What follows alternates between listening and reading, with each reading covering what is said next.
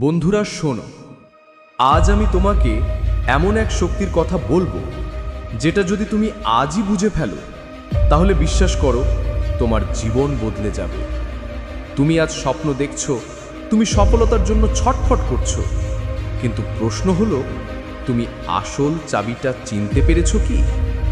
বন্ধুরা, টাকা, নাম, ফেম না, এই দুনিয়ার সবচেয়ে বড় শক্তি হলো সময়। উসেইন বোল্ট অলিম্পিকে মাত্র 15 সেকেন্ড দৌড়ালেন আর পেলেন $10 মিলিয়ন।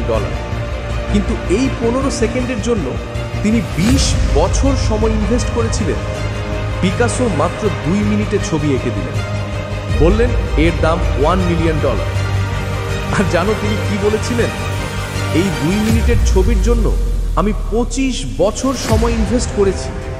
তাহলে বলো, তুমি তোমার সময় কোথায় ইনভেস্ট করছো? আড্ডায়, অলসতায়, নাকি নিজের স্বপ্ন গড়ায়?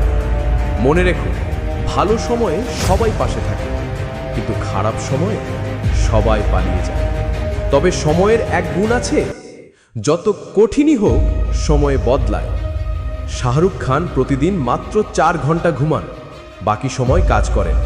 ধীরুভাই আম্বানি, স্টিভ জবস, তাদেরও ছিল তোমার মতোই 24 ঘন্টা, কিন্তু তারা শিখেছিল সময়কে কিভাবে ব্যবহার করতে হয়।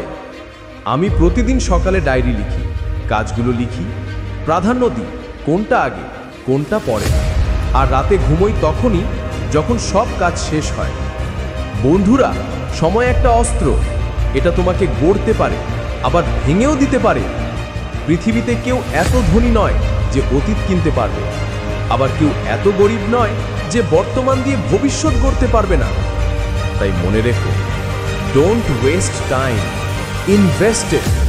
সময়কেই তোমার সবচেয়ে বড় শক্তি বানাও, তাহলেই একদিন পৃথিবী তোমাকে ভুলতে পারবে না।